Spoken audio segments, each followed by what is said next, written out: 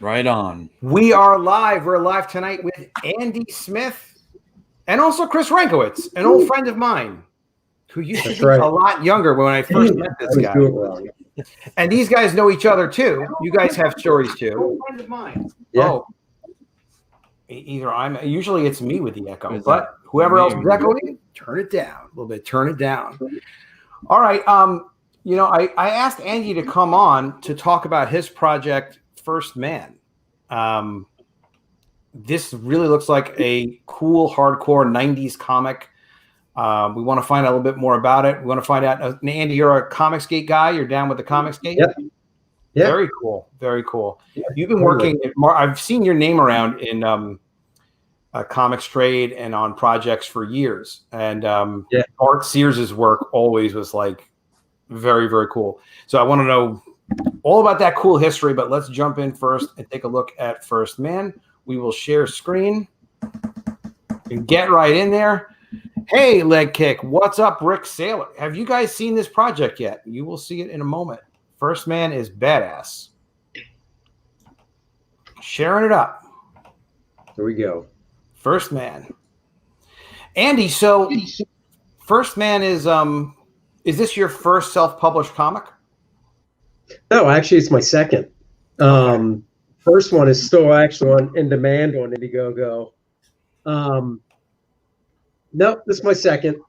All right, Andy, so here's what I'd like to try to do is give me an idea of the story. Like, First Man, who is he? And that's what the comic's about, this one main character? Yeah. Basically, there's a character named Luke Henry who's a college kid, and he gets imbued with this power, this essence from the universe. And the big bad guy, whose name is Monarch, he's trying to collect all 10. There's 10 of these essences spread throughout the universe.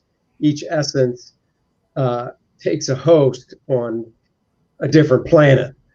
And the last one inhabited this college kid on Earth, and Monarch needs to get the last one, the 10th one, and then he'll become all powerful and basically be a deity.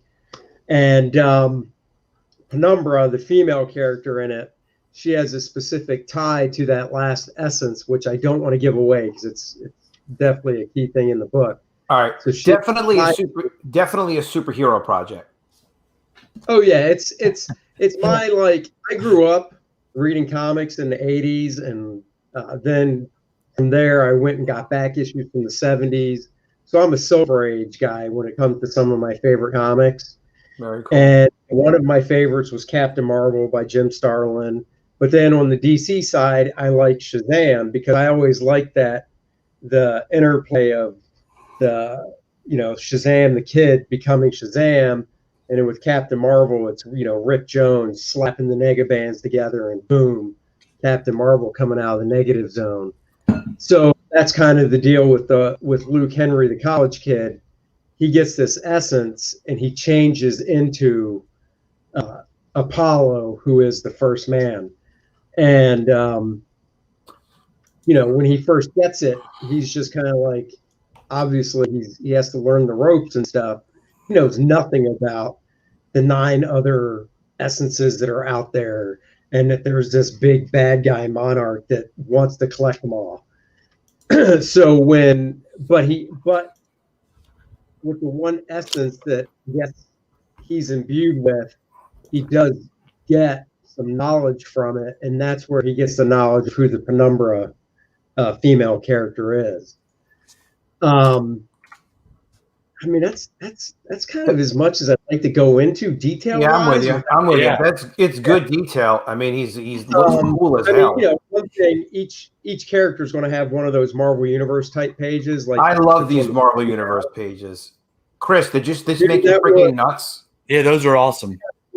I got the Marvel Universe off the spinner rack from my local drugstore called People's, which was a store in Maryland where I grew up.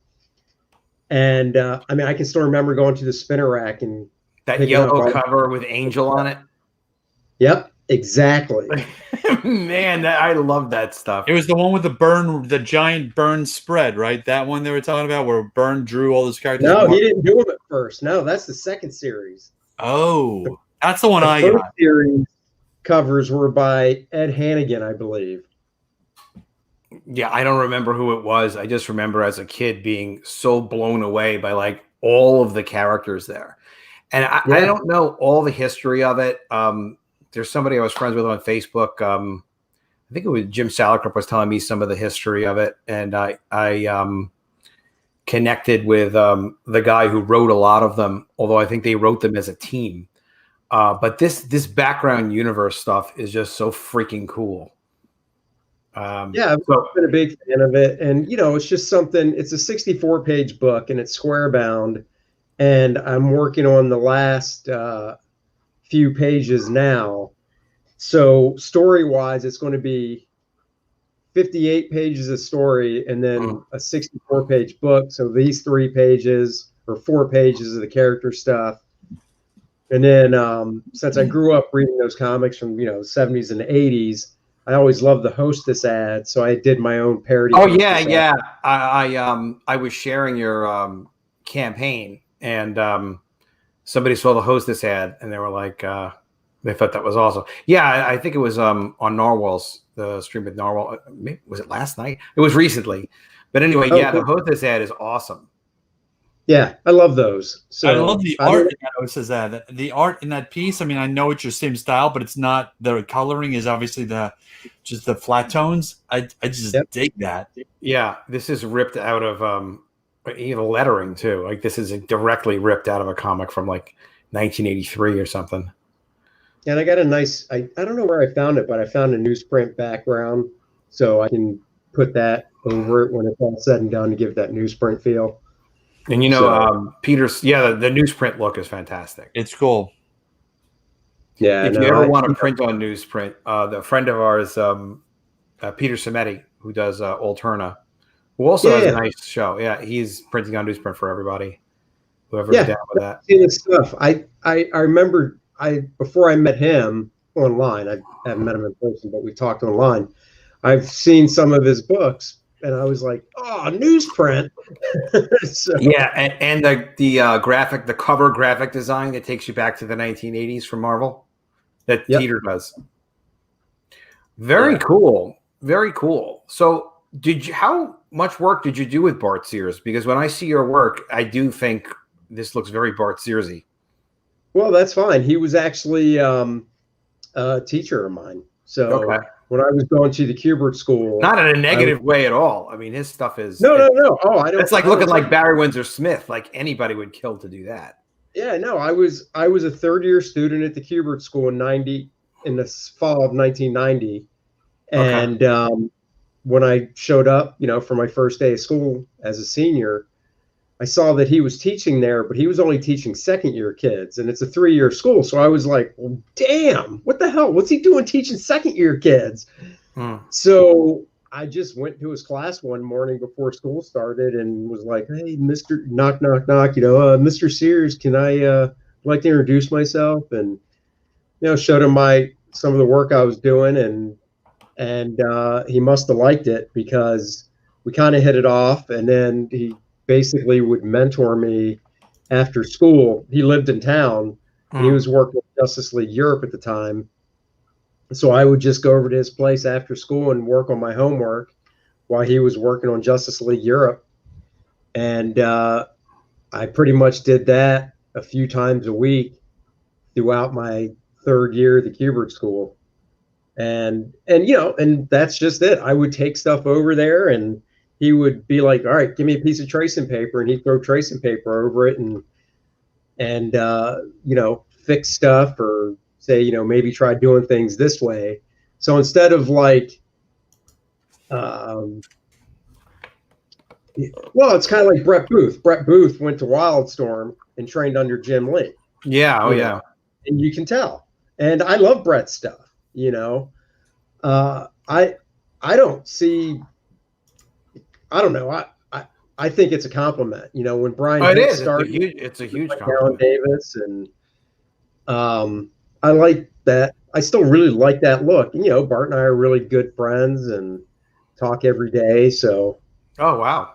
What and he's a little bit involved in the project too, right? He's doing this cover. He did a variant cover for me below that one. All right, I see it in the. Is it on the listing as well? The bigger version of it. Yeah, there it is. Yeah, it's right there. Cool. He did that for me, and then that's cool cover. So it's good to be able to call in favors. Oh, yeah, absolutely. That's how we get things done. So is he crowdfunding too, Bart Sears? He's going to actually be launching something soon. Okay, cool. He actually posted, I saw on Facebook today. I know what it is, but I don't want to say because yeah, No, that's all good. But on Facebook today, I saw image. So as a tease, so he's going to be crowdfunding something in this hope. I think by the end of January. So is he bringing back Omnibus? Well, we did do Ominous. We did bring it back in 2000. I don't know why I keep thinking it's Omnibus. It's not. It's Ominous. That's right. Omnibus is the big fat books. Yeah, I was wondering why he did that. Like, why you pick a name that's a big fat book? Yeah, yeah. No, we brought it back for a little bit. We did a couple series. I did a 4-issue series called Demigod that Ron Mars wrote, and I penciled and inked. Bart did some Giant Killer stuff, and then we did another book called Dread Gods that Tom Rainey drew. So, yeah. So you worked with him on his Ominous universe for a while, right?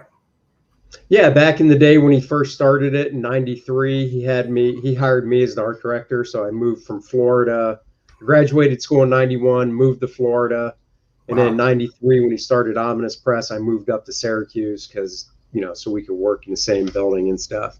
So we had a small staff and whatnot for it back then. For the first time around, that was like what we're doing now with crowdfunding. Now it's booming in crowdfunding, and it was booming back then. Yeah. How many? Do you remember how long they lasted? Ominous Press? Was it a year or so? Back then, it was only a year and a half. We did 3 issues. Oh, okay. They probably sold a lot, though. Nope. They did not? If we sold a lot, we would have been around a lot longer than a year and a half. I would have thought, well, maybe just slow getting out the books or something, I was thinking. Well, no, you know what it was? When we first if we were probably a year and a half sooner, it would have been the right time, but it was right when the comic industry in the 90s started going down. Yeah, that's probably when I had to leave after 94. Yeah, so we're not set up for that. It was bad timing. So and there were some other things at play. We were doing work for Toy Biz at the time. Oh wow! Doing figure design for the sculptors for most of the Marvel toys, and there was a deal that we were supposed to have in place for a lot of other stuff that ended up falling through. But we made plans, not thinking it would fall through. I gotcha. Yep. So when that fell through, took a big hit. How many times at this point, have we seen that? I'm 50 now, and you guys probably a little bit younger than me, but I'm older. You're older, Chris? I just turned 52. You did? Yeah. Yeah, so actually, if you're 50, it goes in order top to bottom. 50, 51, 52. Jesus Christ. How the hell did this happen, guys? How did this happen? I don't know. This long. Chris, you have got to color your hair. There's no way that brown is real. I don't color my hair. It's all long, too. People say that. Yeah. There's other guys. There's another guy that we stream with that also doesn't dye his hair, and he's really actually like a year or two older than me. And he's like, "Don't tell people how old I am." Like, I'm not going to. Fuck it, I won't. I don't care. But I don't care anymore. I don't know how they do it. Yeah, Rick, isn't this a great looking book? Oh, thank you, Rick. Backed it. All right, you have Andy's How to Draw book. You met Bart in 2016. I'd love to do some work with Bart Sears. There's so much more stuff I want to publish. I'm working on that Mermaids book now. Thank God it's done. We're doing like this huge world building document to support it. This like 50-page, which is not even part of the campaign. It's just because the world is freaking enormous, so we have to put it all together. But there's some stuff I'm really psyched about getting into. But I got to get this project out first. I have worked on multiple things simultaneously. It does work, but you need so much. Yeah, it is. It's tough. And then you're like, well, but is this good enough? It's like, you know what? No, I want to do more with it. And then it's like, all right, well, you keep tinkering with things. So it's like at some point, you deliver more than you promise. That's good. Get the customer what's promised. Give them a little bit extra. Next project. And, my plans is to do more. Like I'm sure you're planning on doing more First Man. It just kind of depends on how well it goes, obviously. Yeah. Because Bill's got to get paid. Hey, Violet, great to see you. When you see Violet on Twitter, you'll often see me say, thanks, Violet, because Violet's always doing great stuff like sharing streams and helping to share books and helping to promote. And you'll see this more, Andy, as you get around on more streams and stuff. And the more streams, small streams, big streams, middle streams, whatever, the more and more streams you get on, you do your own streams. You'll see some of these great people in here that just are come back on the regular, and they're just here. They love the comics. They love being able to work with the creators and talk to the creators. And they've given us such great ideas. I'm sure you guys have seen it happen too. Like, it could be the biggest streams, Ethan's streams. Like, he'll get a suggestion from somebody. I think the title Wreck Planet maybe even come from the chat for his $1 million campaign. I can't say for sure. I think it did. I think I might have been on that stream. But I know for College of the Dead, I was kind of working on ideas. And I'm like, well, I don't know what I want to do next. Somebody was like, well, we did graduation day. They were like, somebody was like, how about spring break, like College of the Dead spring break? I was like, that's completely perfect. So that we scripted it, and that's in production too. But yeah, it's such an incredible creative experience doing Comicsgate, isn't it? You're really starting to. It's great. Yeah, I met people I'll see on Twitter and stuff, and they're all really cool. And I've known some of them from years back and stuff. So Frege, Oh yeah, no Dan. Did you guys know Shane and Patrick, like Patrick Parnell and Shane Davis from the Kubert School? Did you go to the Kubert School too, Chris? Yeah. Yeah, I only went for a year. I went the year before you got there, Andy.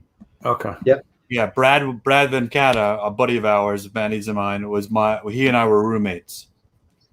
So we were there. I mean, Brad and I were there in '86. I was 17. So wow. It was a while ago, and I think Patrick and Shane, they went in like 97, 8 or something like that. It's in the late 90s. Yeah, they were 10 years later. Yeah, I think they were about 10 years later. Wow. Yeah. So First Man has that Shazam quality to it. What did you think of Prime that Malibu did? I like Prime because I like that big over-the-top stuff. I like Norbury Fogel's art, so I thought he was really good on it. Yeah, I mean, I like. For some reason, they keep mixing him up with Bud LaRosa, Norbury Fogel. And did Norm? I didn't want to ask, but that's way a few years ago. Yeah, I was going to ask. For a minute, for a while, I thought it was Bud. And like Norm had some kind of an accident, didn't he? He had a stroke, I think. Okay. Yeah. I want to say it was like, I mean, don't quote me on this, but I want to say it was like 3 or 4 years before he passed away. Yeah. So I don't think he died. What's that? I didn't know he died. Oh yeah, it's been like 4 years. This makes me want to. I know I brought it up, but I don't know. The thing is we get a little bit older, and some of these guys are legends, and it's like it does hit you when people pass. It's crazy. But I mean, he must have been pretty young. He couldn't have been that old. No, he's not like 52 like you. He was over 55, 56, 57 maybe. So I mean, no, not that old, but he had, like I said, I know he had a stroke. I don't know if he had any other conditions or not. So I think he just had a stroke, and it was really unfortunate. And that's just what happened. I mean, he lost some function, and it wasn't like a small one either. Because sometimes I've known a couple people that have had them. You never want to have one, but they've had them. They've recovered. You never even know. But from what I know, it wasn't that tight. It really he couldn't draw and stuff. It was. Yeah. That's almost like, when you're on Facebook and you kind of know somebody and you're like, you hear all these stories, and it was rough. It was rough times. But that's why life is too short to not back first man. That's right. You never know. Life is, that was you always hear that question, like, what would you go back and tell your younger self? And for me, it would be about 15 years ago, and it would have been, do this now, do this then, and not, at 50. Basically. Get the book out. Yeah. Because you do, when you're younger, you just think like, oh, I got time. Yeah, no, you got to move. Like, oh shit, I don't have that much time. Before you know it, you're 52, like Chris Renkowitz, right, Chris? That's right. I can't believe Chris is the old guy. I know. What the hell is that, man? That doesn't make any sense. Well, it happens. This is a great. So you wrote this? Have you written your other stuff before? Like, did you write when you were working with Bart or any of the other projects, or you only wrote for yourself so far? No, I never really did. I mean, I would talk to writers, and generally they'd always, ask, what do you want to draw? Do you have anything specific? Unless it wasn't, if it was a predetermined storyline, that didn't come up. But if it wasn't, it'd be like, oh, what do you want to try and draw this month? Whatever. But the project I did before this, was my first, I guess, go around it, just writing something by myself. I mean, this project, a friend of mine is helping with the scripting. Very cool. That do, the dialogue and stuff. But dialogue is rough. Yep. Yeah. But the plot I did for this, the project before this one, a friend of mine helped come up with a little bit of the plot, and then we both bounced back and forth just in front of the computer, kind of writing it. And, it's fun. I mean, it's one of those things, when I got into the business to draw comics, I kind of wanted to go out, and this is, my teenager side of me, when I got into like the Kubert school and stuff, and obviously they're way different, back then. But I imagine my career going where I'd get a job at Marvel or DC and just bounce back and forth and just end up working for them until, I healed over at my desk. Yeah. Like, Rooney or, John Buscema, Gil Kane, those guys, right? And it was going good, but then next thing you know, you're like the older guy, and there's all these young dudes coming in, and the work's good, so it's not like you're looking at them going, like, where are these guys getting work for? I mean, there's a lot of guys out there that I'm like, how young are you? Yeah. Just like, damn, and then the funny thing is, and I'm trying to figure how this would relate to us, like what the change would be for us. So if you guys can think of it, pop in. But I was just the technology, like being able to. As of now, like one of my favorite guys is an artist named Jorge Jimenez, and he does everything like Clip Studio. And I'm just like, I look at the textures and the different brushes that that you can get that way, and I'm like, and that stuff is just awesome.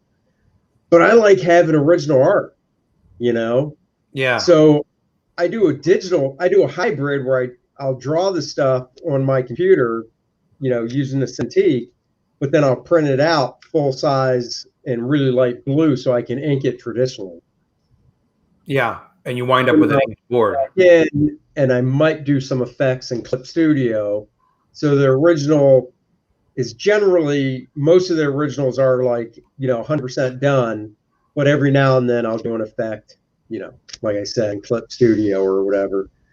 So yeah, it's funny because there's where a lot of guys do the pencils and then they print straight from the pencils, and that's one of the angles that I was doing with the book that I'm doing now is penciling it and then scanning it and actually going to print from the pencils.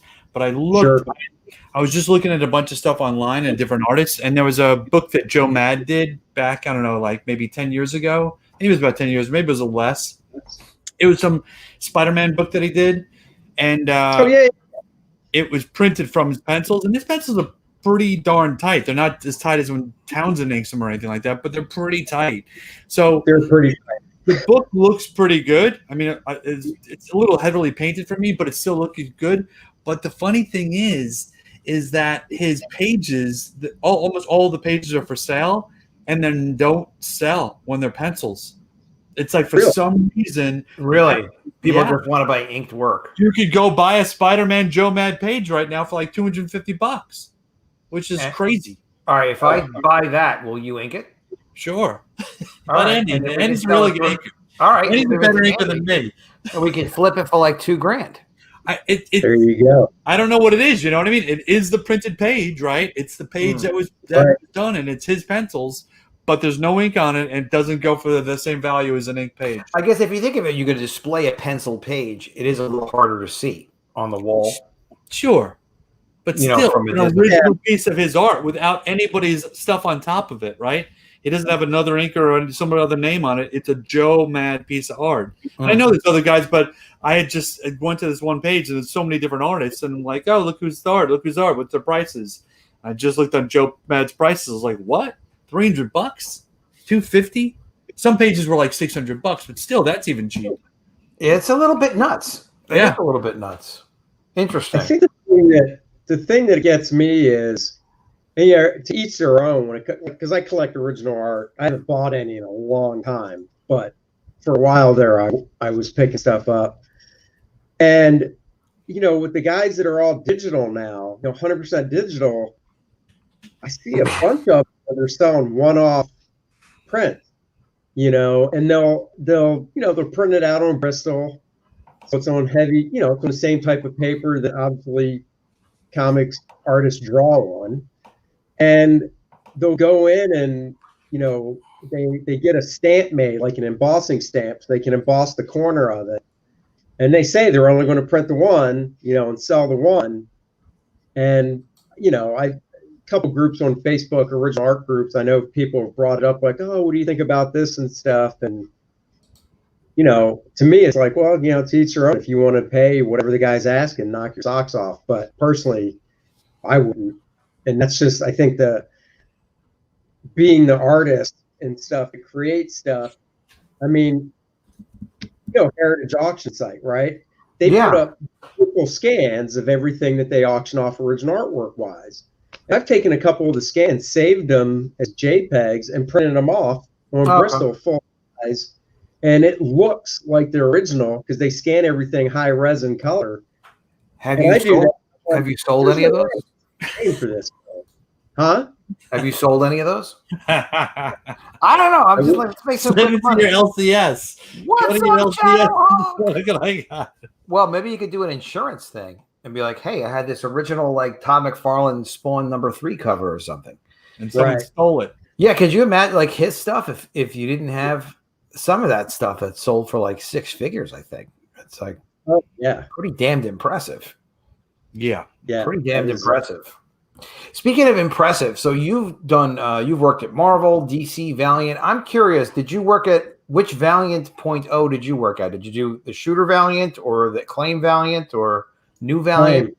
Acclaim Valiant. Okay. Yeah, what was it like working with those guys? What's that? What was it like working with those guys? I mean, Stevezarsky was still in control then? Oh yeah, man. Stevezarsky had us up. He had myself, Bart, and a couple other guys up to his penthouse in Manhattan one night. And I mean, I can still remember it because I mean, I to this day, I've never been in like a 2,500 square foot penthouse since, that has a balcony that wraps around the whole thing. That's pretty badass. Sick. Stevezarsky did very well on Valiant, but other stuff too. He was good at making money. Wasn't he in the music industry, like publishing? He was. I don't think publishing. Yeah, he was like a manager. But still, it's points. Points on some big numbers. Managing Aerosmith. That's what he did. Yeah, he was a wheeler dealer. So you went up to his massive penthouse? Yeah, he had us up there. We went out to dinner one night after, going to the offices, and then after dinner, he was like, "Oh, you guys want to come back up?" And we're like, "Yeah, sure." He was a good guy. I like Steve. He was cool. Yeah, he was fine, and that's where I met Bob Layton, and Bob and I are still good friends. I mean, it was different. I know it was different working under Shooter, but Shooter was gone when I worked there. Yeah, just a different culture. I think Acclaim paid like $50 million for Valiant. That was it was crazy times. Oh yeah, but well, they were trying to compete with Marvel at that time. So Marvel was doing a thing where it's like, they were signing guys like JR and the Kubert brothers and stuff to like, $40,000 a book, stuff like that. So Valiant was trying to throw money, not as high, but, up there around at different guys. That's, how Dan Jurgens came over and stuff like that. Because it was during the whole Rebirth when they redid all the books, but not from #1. So that was probably a mistake. It's just, at that time, it was like, the comics there's a lot of weird stuff going on, and it wasn't like the Valiant 1.0 days, the earlier 90s where things were just going better and better, and people just were buying more and more books, but there were speculators buying like cases and cases and cases of books. And that definitely changed. Some of the books we published, we sold that I know speculators bought. Not a lot, mostly it was people just buying them and reading them or whatnot. We weren't really hyping too much collector stuff, but we did do a little bit of that. Hopefully the comics market can continue. Crowdfunding is definitely going to continue because people want to buy books. People are psyched about comics. They are going to support creators. And this is a huge value to comics fans to be able to communicate directly with creators. They love it. And more people are discovering that this exists, So you have a YouTube channel as well, Andy, right? Yep, sure do. What's your YouTube channel? How do people find it? Just Google my name, or go to YouTube and search Andy Smith, and videos should come up. And then you know how it is. You just click from there. Bing, bang, boom. And Chris, do you have a YouTube channel? Yeah. What's your YouTube? The newest one I have is Rankabot. So that is my YouTube channel. It's got very, very few things on it. I just posted something today, but I'm going to be starting to post a lot more stuff on it. My old YouTube channel, I decided I would keep them separate from like a personal one like this one and then the company one. The company one's probably about 10 years old. So, but you've done a lot of interesting stuff. We'll have to do a stream talking about some of the video. Yeah, my website's got about, I got a lot of stuff on my website. Yeah, Chris is going to be doing a project soon too. So I'm working on it right now. Right? So I'm probably going to launch it hopefully at the end of this month. I mean, I'll probably start doing the mailing list and then start feeding out the art and hopefully kick it off by February, sometime around that. Maybe do the mailing list in about a week, 2 weeks. Cool. Just hit some streams and get around. We'll definitely do a stream, and you're getting known. People getting to know who the heck you are. And Andy, you've been on a few other streams too. Have you been on Frega's stream? And have you been on Dan before Okay. Christmas? I think I was on Dan's like right before it launched. So I need to go on his again. I've got a few more lined up over the next week or so. And then, with my YouTube, I'm trying to do, I don't know how some of these guys do daily. Because you do without thinking. Like right now, I really, every stream is different, whatever, but I really have a good time. It's very cool to see, some of the same names in the chat, Apex and Leg Kick and Biomed. And, I forgot, like Chris and I have been talking about streaming together. You just kind of get going. And, you want it to be, everything to be perfect. You want everyone to have a great time when they're watching it and have it be really informative. But, you just go on and you do your best and you have a good time. And, it's not that hard unless you just think every stream is going to be some kind of miraculous thing. Right. It's not. You just go, you have a good time, and people like hanging out, Because it's hard to hang out, especially with the stupid pandemic. Like, how are you going to hang out these days? Totally. Yeah. I mean, I could just be overthinking it because about 12 years ago, myself and two of my friends had a radio show in town one day a week. Oh. And the show prep we did for 3 hours, 3-hour. Wait, yeah, yeah. You're overthinking it. You are overthinking it because the thing of it is format wise too. It evolves over time. It just will. So and then sometimes magic will happen. Not that you go in with an idea maybe that you're going to do a certain length of a stream. You have a few things that you want to talk about. I had our Narwhal on last night. We had a lot of fun. It was a successful stream. But we did run out of stuff to talk about. So we wound up talking about girls and stuff like that. You do that and it's goofy for a while, but the idea was to be focused on his project. And I try to do that too. I try to stay focused. If I'm going to do a stream on somebody's project, like we want to pay attention to the project, make sure people know about it, go through the tiers as we should do now, and make sure that people kind of get to see like, all right, well, what are the tiers all about? But yeah, you're overthinking it. Just have fun. Me and Rankowitz will have you on. We'll have fun. Rankowitz will come on. Marwell will come on. Patrick Parnell will get him on. A bunch of cool guys. We'll have a good old time. And Chris, we'll get Kirk on too. That would be fun. I would like to talk to Kirk. We will. Kirk does live streams too. I think he has it under his name, Kirk Lindo, on YouTube. Very little. While he's drawing, he does some drawing streams. He's just kind of started doing that. But he's been on my stream a couple times before. He was on when I launched the Mermaids. He's great people. Kirk used to run all of the studio when we had Personality Comics. We were in Long Island, and we had, I think at the height, we had probably 20 tables, 20 drawing tables, 25 maybe. It wasn't a bunch. It was a bunch. We just hired a lot of people over the summer. And, man, that was really, really educational. I loved having a studio. Do you still talk to, have you ever talked to Adam Carolla, Dominic Carolla? Dom Carolla, no, but I keep looking at his pages all the time because we're recoloring Dare Dame. You are? Yeah, we're coloring Dare Dame. I inked some of Dare Dame. Oh, did you? Yeah, and I inked some of Super Babe too.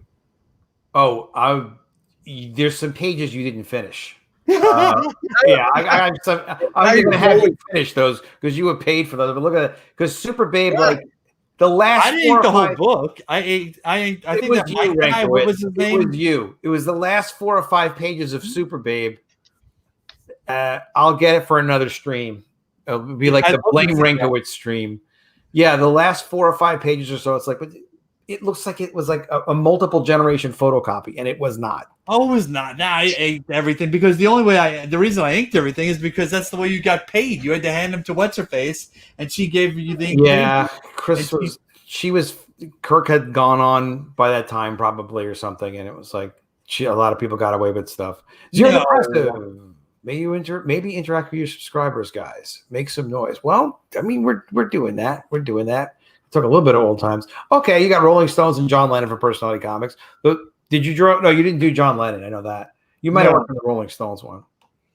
I did some of the Star Trek ones. I did a bunch of goofy ones. But I did some of the stuff in Spoon and then the Young Spud. But I was working around the clock there, dude. I would come in there and work all day, and then I'd take pages home and then draw them and ink them at night.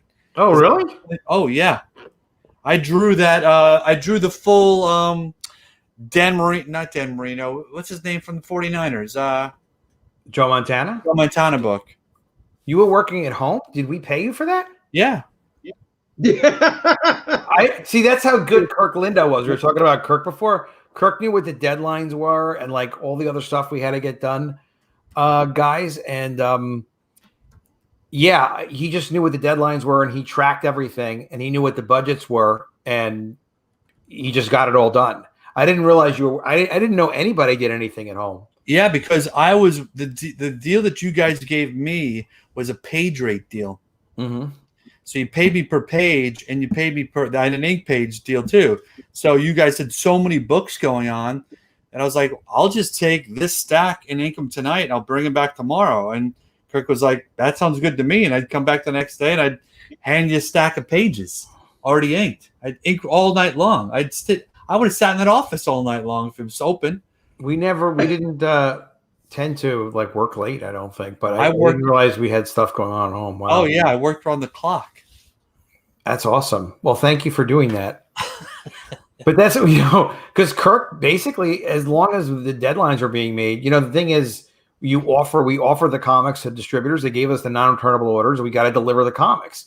So it's like, all right, well, these books got to get done. These are the budgets. This is the production, and these are the rates. And I think pretty much everybody who was doing comic interior work was getting paid a page rate. I don't think we were. You didn't have a house pay, like a day rate when people were in the office? I don't think so. I think everybody got a day rate. But got a page rate. Page rate. But I didn't realize you had stuff at home. That's really funny. So Kirk will tell some funny stories. I love the studio. I thought this studio is like incredibly powerful because you could, when I was doing cross-gen stuff in Tampa.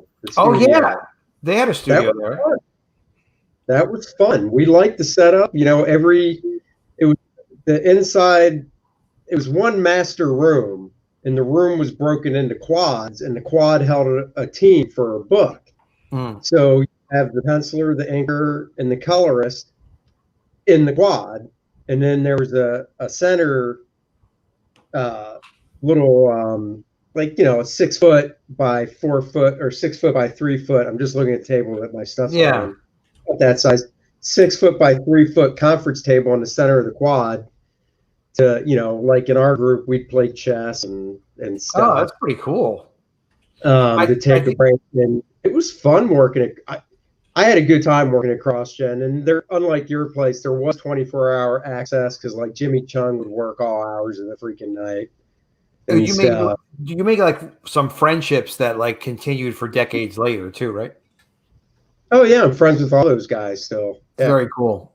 That was another cool thing to see in the studio is like people like they're friends from Facebook and stuff, but some people that like met there and then became friends for decades and stuff because it really is just it's so creative. It's so amazing. And people learning stuff from each other. And then everybody getting kind of referenced by Kirk, like, giving them, discussing storytelling and then, figuring out production strategies of like, all right, well, how are we going to make this? How are we going to get these books done in this amount of time? And it was really, really fun times. It was fun. I mean, I still talk to Adam Paulina. How's he doing? He's doing well. So send him my love. Tell him Adam says hi. And I talked to Dom Carolla too. Did you talk to Dom? Yeah, a couple of years ago, I reconnected with him because he still does cell animation in Florida. Really? So, yeah. And I do all that CG stuff now, So I was just trying to see if there was ways that I could hire their crew to work with me to do some stuff. And I met one of his partners in San Diego probably about a decade ago. But yeah, we still kind of crossed paths, so to speak. Oh, that's great. Well, tell him I said hi too. Just tell everybody I said hi. Tell Paulina I said hi. Yeah, I'd love to do something with Paulina again. He's really brilliant. He's really, really creative guy. And he's out in what is he in, like fucking or something? He's in Spain. He's in Spain now? He was in Asia before that, right? He was in Bali for the longest time. Okay. Yeah. And now he's living in now he's in Spain. I meant to ask you, Andy, are you doing other stuff, other freelance stuff, or is it just your project now, or what are you working on other than this? This is for now. Okay, cool. It's cool. It's really, really cool. You get to focus on your stuff, promote your stuff, and do your stuff. I'm going to get Chris to fix that sloppy inking job that he did. My inking job was superior on that book. All the good pages are the pages that I did. We'll have to pull the pages up. I'll find it. I think I could pull that book up. I probably have it sitting over here. I told you I found a box of Personality Comics, and which kind of drove me to find and reconnect with you. I was going through all these boxes. I'm like, what do I do with all this stuff? I'm like, whoa, here's a book here. I still don't have headlights, which I'm kind of bummed about. Look at the last 6 pages or so. You'll see. It wasn't me. Don't think so? I don't know. Maybe it was. I'll see. I don't know. I got to look at that book again. I've been looking at all this because people ask you about the spoof comics. So I'm recoloring. I recolored all the Fred Hembeck stuff. Oh, that's awesome. Wow. Yeah, his stuff is... You should see it recolored. I don't have it super handy. Dom's stuff is very solid in Dare Dame. and we're relettering it. That's almost done. It needed relettering. And then the first 10 pages of Spider-Femme, which was a self-contained story, which is a cool story. And then all the Adam Hughes covers we've remastered the color on. They look freaking amazing. Apex wants to ink. Oh, there you go. Yeah. He can There you finish go. for me. No. Right. This way, all self-contained. It's a Who throwback. drew Super Babe? Henry Martinez, I think, did the pencils on it. He's still around. He floats around from time to time. He's out. I just know him on Facebook. Good guy, though. Definitely good guy. I'm sorry we didn't go through the tiers, but that's what happens with these formats of these shows. Just chitty chatty stuff. So the featured tier for First Man is a printed book, 64 pages. Yep. Full color. Are you going perfect bound or saddle stitched? Perfect bound. Perfect bound. It's the only way to go. That's what I always tell Yeah. people. Go perfect bound. It's not that much more. I mean, you could do it as a stretch goal on these campaigns. I think there's a lot of stuff we could do on stretch goals. I think stretch goals are great. It's just, it gets so complicated, and I like to plan the production. So, you know what I like? I just want to know what I'm producing. I don't want to vary the production too much to get it. Even though it's more money and it is part of crowdfunding, I don't know. I just like to keep it simple enough that I know I can deliver and like no hassles. Now, what is a program book? It's basically, so if you scroll down to where you can see the little, in the story part of it, okay, you'll see some of the, now go down. Going down. So it's basically a making of type book, but I also had, there it is. Cool. So I've got different artists that drew their version of First Man, and they're all just pencils, except for the Brian Hitch. The Brian Hitch, the pencils were so light that even scanning, it just wasn't really picking up that great, so I inked it. Okay. It's in the Those middle. artists, and then I've got a couple more Wow. that are going to be printed in the first part of the program book, and then the rest of the book is going to be, layouts that I didn't use, because I've got a few pages of layouts that I scrapped, and yeah, I love the work in progress sheets and things like that. Never before seen stuff. I got a turnaround. I drew of First Man from like waist up for a possible statue, and then a few years ago, I drew it a few years ago. A guy in Canada sculpted it for me for nothing. Very so cool. I put pictures of that because he sculpted it by hand, not in like ZBrush. So wow, it would have been if he did it in ZBrush, because then I could have taken it to a 3D printer. But he actually sculpted it by hand, so I have the real sculpture on my bookshelf behind me. That's so cool. But it's just a one-off. How many? This is a little too small for me to see, but so you have Brian Hitch. Brian Hitch, let's see, Alan Davis, Brandon Peterson, another drawing by Bill. Alan Davis? Kevin Nolan, Mike Zeck, Brian Hitch, Adam Hughes, and J. Scott Campbell. Adam Hughes? Yeah, Adam did the one that at the bottom that has First Man and the female Penumbra. Holy shit. That should be bigger. How did you get those? How did you get those guys to do them? I know you know most of them, but I mean, like, how did it come across? Did you like, hey, can you draw this for me? Well, I collect drawings of. Okay, so to backtrack, really, the How to Draw book I did, Drawing Dynamic Comics, that came out in 2000. There's a section in the book where I wanted different artists to draw First Man, because the point is, I want to show the people that bought the book that I'm not trying to teach you to draw like me. I'm just trying to teach you the foundations of drawing. And if you apply those foundations, your own style will come about. For instance, look at these different artists that all have the same foundation of basic form and structure, and see how they apply it to the same character, but they all look different. So the style is unique, but it's the same. On that graphic, the only ones that aren't printed in the How to Draw book are the Alan Davis, because I got that after, the Brian Hitch, and the Adam Hughes. The rest of them are in the book. So when I thought of doing this for the campaign, I just emailed all the guys and said, hey, I know this art you did. So all those pieces, except for the Adam Hughes piece is probably 20 years old as well, actually. And the Alan Davis is about 15 years old. But all the other pieces were done back in like 1998 when I was writing the How to Draw book.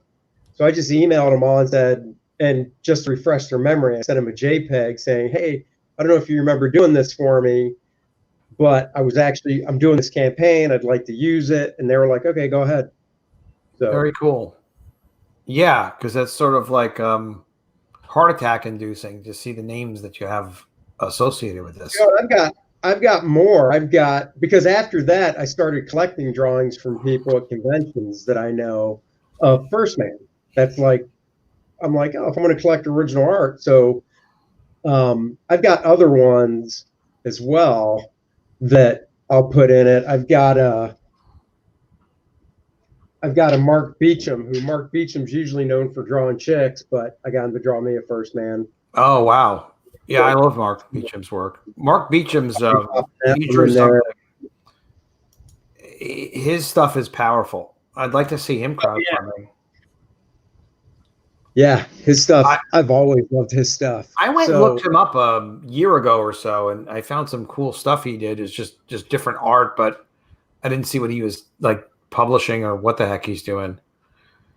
But anyway, yep, this is fantastic. Maybe so that's Facebook and that's Saddle Stitch. So you might want to add versions of this that are a little easier that are not so small, because there's so much. Like, at least just pick out the Adam Hughes one and the Alan Davis one, and J. Scott Campbell, and J. Scott Campbell's another one. Easily make up a new graphic. Yeah, maybe just like even a full size, like as big as this. This is very cool, but there are people that they're going to collect anything Adam Hughes does. They're going to collect anything that J. Scott Campbell does. I mean, how come you didn't do like a variant of those guys doing covers? That wouldn't be cool, or you just didn't want to do that? I was going to. That's why they all have the First Man behind them. Yeah. In the book, that's the one thing. In the book, they're just going to take up the page. They won't have the logo behind them. So I was going to do a variant cover for however many you see there. I think there's 1, 2, 3, 4, 5. There's a lot. There's like 9 of them. That's a lot. So counting Beecham, there was 10.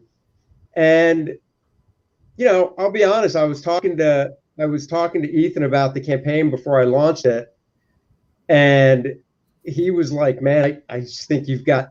Because they were all variant cover. Every single one of them was a variant cover. And he was like, I just think you've got way too many variants. You should simplify it. So I was like, okay. Yeah, 10 is a lot. 10 is like crazy a lot. But you could pick one. It's hard to see which, how do you help pick one? That and therein lies the problem. Yeah, how do you even pick one? Well, how do you pick one? You've got one that has is a good argument for the Adam Hughes one, in that he's got the 2 characters, or the one that you inked as just one extra variant. I think one extra variant's fine. It is, but of course Ethan knows the business really, really well, and 9 covers is a hell of a lot. 9 variants is even as you said, you have even more of these, so you can't like do 15 covers. But no, I hear you. Maybe I'll do that. But it's a little bit stunning. I mean, it's a little stunning. You're like, wait a minute, what are we looking at here? Yeah, he wants to understand like what's there. It's sort of like kind of incredible. But I would always take Ethan's advice. He gives excellent advice. He really knows what people like. That is amazing, though. So that's what the program book is. Wow. Glad I asked. Well, that's the variants, because, the variants, would have cost more, obviously. And I figured if I do a program book, then you buy that, you get them all. Yeah. I got into a similar way, believe it or not, with the Mermaids, where it was like, all right, I have so many pieces of artwork that we could do 10 or 15 Mermaids covers, but it becomes too many because it was never intended for that. It's just extra art that happens to be around that's related to the project. But you do have a variant for Bart Sears. which is very cool. Yes. Yeah, and that was specifically drawn for that purpose. Okay. Yeah. Very cool. Yeah, it is a nice cover. Totally. That's not bad. He's getting there. He's getting one of these days. One of these days, he's gonna be a pro. First Man book and program book, $35. Now, this is something you might want to make the featured tier. Yeah, that's a good idea. Maybe I'll swap. Because when we're offering a set, like when I did College of Dead 2, we did College of Dead 1 and 2 as a set. We wound up selling more copies of College of the Dead 1 as an add-on as part of the second campaign than we sold all of the first campaign. Because people like sets. They do like sets. Like, well, what should I buy? So that's what happens when people look at a campaign. They'll be like, okay, well, yeah, I see the campaign. They watch the trailer, or they don't. They see what it is. They're like, okay, yeah, this is cool. Then the first thing they look at is the featured tier. And often, if it's like it looks reasonable, they'll just get the featured tier. So yeah, that would be great. Another thing I was thinking too is that I realized I didn't have is a set of, if you want to buy the regular one with my cover and Bart's, I should have a tier for both of them as well. Totally. So that I had on a note to do. I thought of that later today. Yeah, I was like, these things occur to you as you go. Somebody else's campaign, and I saw the sets thing like you're talking about, and I'm like, what the hell? Yeah, so I got to do that just as we go sometimes. It's hard to kind of keep all this stuff in mind and think of everything, and then later you realize like, oh, I could have done this differently or something like that. Right. It's just kind of a part of the process thing, and you get into a groove, which is kind of why I like the idea of sequels, because once things get going, you kind of remember what to do, and it all kind of makes sense, and what already works, and everything's cool. Yeah, you might want to think about like your book, your cover, Bart's cover, and the program book as a set. Yeah, and like say $75, $85, something in that range. You're pretty good on a featured tier. Probably you maxing out a little bit at a featured tier.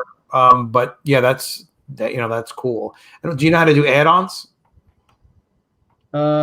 Yes, I haven't done them yet, but I was looking at it. I was a little confused by the wording of it, I guess. But yeah, it's a little wacky. But if you need help, just reach out, and we can do a shared screen or something like that. Happy to spend time with you and show you if you have questions about it. But it's a nice thing, because then when people go to check out, then it'll show some items at the bottom. Those are extra items they can add on.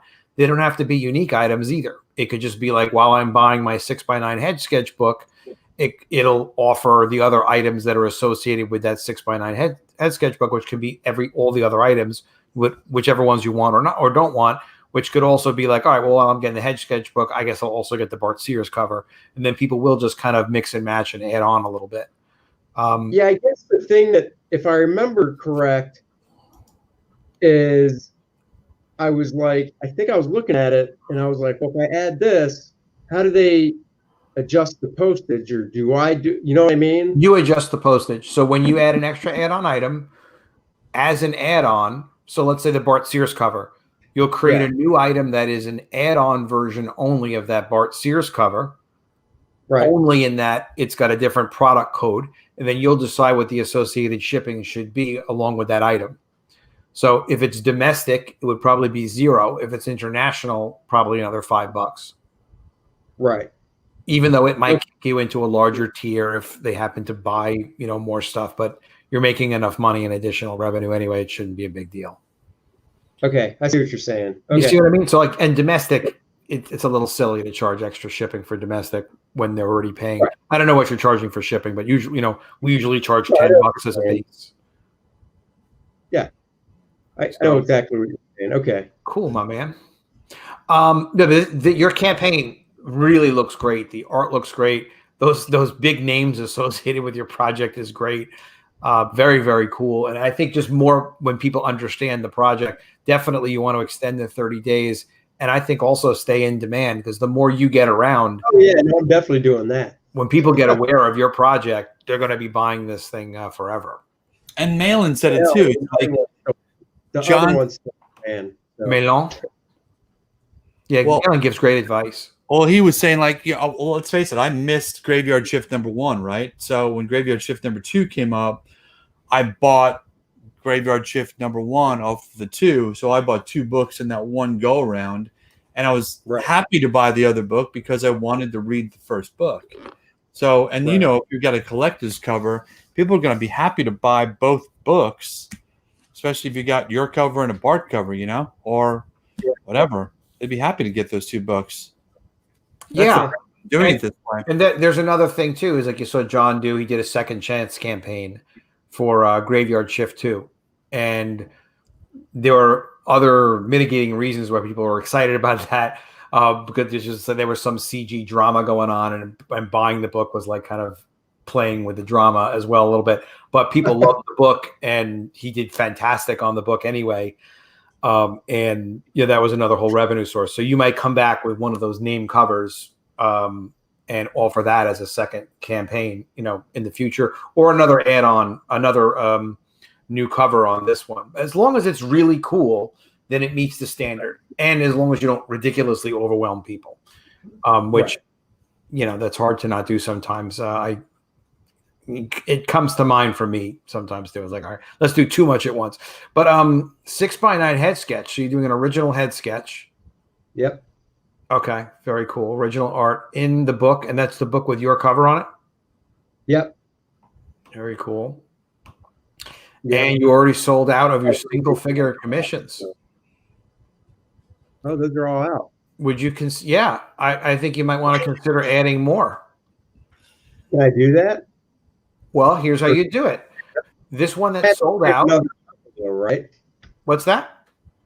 I have to create a new tier, right? Yeah, you create a new product, and I would also hide this old one. Right. And actually, there seems to be enough demand for it. You could raise the price, although I would suggest not raising the price because it's just people are happy paying that, so let them pay. But you might want to also offer a more complicated, like I don't know if you do cover recreations or 2 figures. So you might want to do a tier that's a single figure that's 200 and a 2-figure tier that's maybe like 300 or 3.25. I don't know how much work it is. You know, so that you have a 2 second original art products, because that's reasonable. That's pretty good money for really nice work. So you have a lot of people that'll be really happy to buy that, I would think. Yeah. Good idea. You know, so just add it as a new product, and you know how to hide. Just when you're looking at the items, again, if you need help, I'm happy to do a shared screen with you. But you just okay, so you hide it, yeah, and then you add the new one. Very cool. Cool. Very cool. Yeah, hopefully, so guys, keep an eye out on this campaign, because you know hopefully we'll have that original art tier up again. Oh, you might also want a tier, just as a suggestion, that would also include. Well, does that include your book? What did that include? Single figure commission on the book, was it? Or yeah, it's in the back cover, because the cover is going to be cardstock, heavier stock. So the inside of the back cover is going to be blank except for the blue line. Oh, okay. Page around it. All right. That's cool. That's another reason why you probably do want the add-ons, because to someone that's going to spend $200 on that, they probably would like to be able to buy the program book, maybe your other variant. You know, the Bart Sears variant too, they could add on, you know. Do you have a set where you can get one of everything? No, that's what I need to do. The only set is the book and the program book. So tomorrow I need to create the one that's all 3 that we were talking about. You know, the book, the program book, and Bart's cover. Yeah, just breezing. I'll look at the mermaids real quick. I'll show you what I did on the mermaids. Yeah. Not that this is the $1 billion campaign that everybody should hope to do. I mean, this is a small campaign. This is a project that I worked on. It took me years to complete. I spent a ton of time, spent all my money putting this project together, but it's what got me back into comics. And I'm really, really psyched to finally get it out. I like to do the making of books on each of these, because the writers that I work with, well, there's one guy in particular who I use for a lot of the writing, Stefan Petruka. He writes full script. So when we're doing a making of book, we have full script and layouts. Oh, cool. Yeah. So then people get to see how it all kind of comes together. And it's kind of shocking how many of our backers are comic creators, or they're aspiring comic creators, or they're comic creators who are aspiring to do their own projects. And, you know, not everybody has written and put together like all aspects of their comic before. So it's very cool for them to see it all come together. You know, even if they're a pro, like there are very few pros who have kind of done everything. And in our making of book, this is like your covers. Like I had this, you know, additional 30 designs of these characters, because we did so much character design. So a lot of that is getting put into the making of book, and it's just kind of like over delivering on the making of book, which is fine. But what we did for the individual covers, I like to do a lot of variant covers. I'm just kind of nuts about that. I like a good 4 variant covers when I do a project. It's just kind of my thing. So what I did for featured was 2 of the covers plus the making of book, which is $75, and it's a flat US shipping fee of $10. And I think the international's probably 20. I'm not 100% sure. But at a featured tier, if someone likes what they see, and they're like, all right, yeah, this is a cool campaign, I want to back this. Boom, they're right at the featured tier, and that's a good revenue price point, $75. And it's not crazy in terms of having to spend money. But when it comes to the individual covers, I like to the variants. I like to offer them individually, so that if somebody wants a cover, they're not trapped into buying the whole set just to get that one extra cover. Like, let them get what they want. They can get them as individuals, or they can get sets. Sets are available too. Why are there? Oh, I see what I did. Okay. No problem. In any event, so then I did a set where like there are only 5 books that are tied to this campaign. So all 5 books are available for $125 plus the shipping. Right. So very straightforward. And I think in Comicsgate too, we kind of fall into these routines where all right, they're expecting like, yeah, there'll be something that collects everything. So if they get interested in your campaign, and I'm sure a lot of people will, as people find out about it, they'll be like, oh, okay, First Man, very cool, featured tier, $85, $75, whatever it's going to be. And then like, all right, this is an artist, somebody who's actually can give me like a custom drawing. They'll look at that. And they'll also look at like, oh, well, what's one of everything? Because I just like this guy. Let me buy his stuff. And if one of everything is $150, $200, up at that level, at most, realistically, it's a pretty good target. But you can see, Chris, this is going to be good for you too when you're ready to do. Yeah, you're willing to do commissions. That'll be great for you because you're an artist as well. I can't draw, so I can't do that. Although I did win an art contest against Von Klaus, the guy who does Monster MD. But that's because I'm friends with Commie Mark. It's another whole long story. Yeah. I'll be having him on the channel soon. I don't know when, but maybe tomorrow. I think I figured it out, but I don't know when. All right. So really, is there anything else that we should discuss about First Man in particular? This is your passion project. This is like good. The thing I like to say is, because I will, I think I haven't looked at all. I've looked at a lot of Comicsgate projects and stuff. Everything else sucks. Your book is good. Is that what we're saying? That's what we're saying. No, I just I like doing superhero stuff. That's why I want to draw. Yeah, we need we're finally getting some in 2021.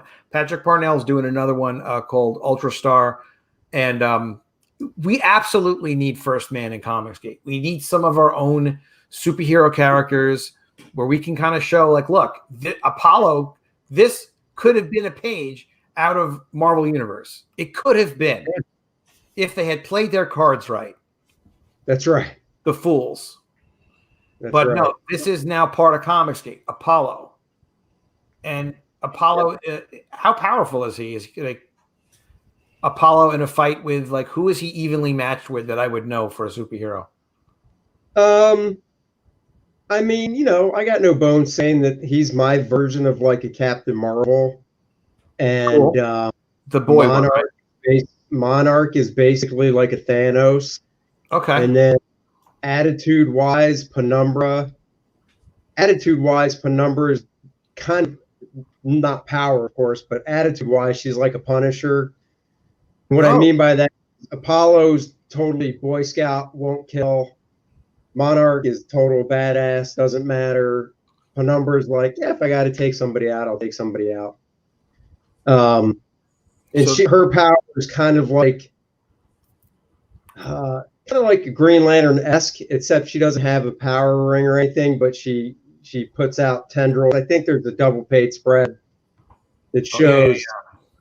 I remember she was like screwing him up with something. She was tying him up. Yeah, that, and then that last spread below that, when we first see Monarch and stuff, she's got them all bound up with her dark energy and stuff.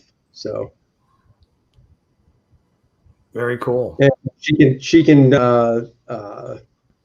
like teleport using that energy, but she can also fly and all that fun stuff. So you're taking your Andy Smith talents and you're saying, listen, CJ, I'm bringing in some superhero characters.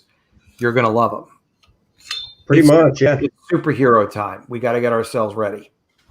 2021, it's going to be competitive with superheroes in Comicsgate. People are doing them. It's interesting. It's going to, the best stuff is going to win. That's going to be the stuff that people get excited about, that they talk about, characters that they're really like compelled by, and stuff that they're really, really interested in. So I really like the visuals of the design of First Man. He does look like he's flying straight out of the 90s. He does. This could have been an ominous character. This could have been an Image character. I'm looking at this and it'd be like, you would not be surprised to see this as an Image title from the 90s. And that's something, that's where you like to be in terms of energy and passion for the project, right? Totally. I mean, I still go back, and some of my favorite books are some of that Image stuff from then, because it was fun. It was limitless. You could do anything. Yeah, you could do anything. It was fun. I was looking at, I backed Fraga's campaign. Yeah. And I had the original one, from very cool. Oh, that's cool. So I was looking at that again, just reminiscing, and I'm like, this is just fun, Yeah. And that's the stuff I want to do. I don't want to do like real heavy stuff. Like, and I can appreciate that type of stuff, right? Like, well, you can have stories where there are big things at stake, but you can have like this muscle-bound guy in a purple costume with a mohawk. That's exactly badass, and that is like Marvel 80s, Image 90s, like where that core energy, really is. Yeah. It would be great if we could ever get back to like the brilliant discipline stuff from the 80s, bring in the high energy talent that we got in the early 90s, late 80s, and combine that editorial discipline with the artistic dynamic presentations, because there were the editorial vision like that came out of Jim Shooter's Marvel, I guess. I always go back to that.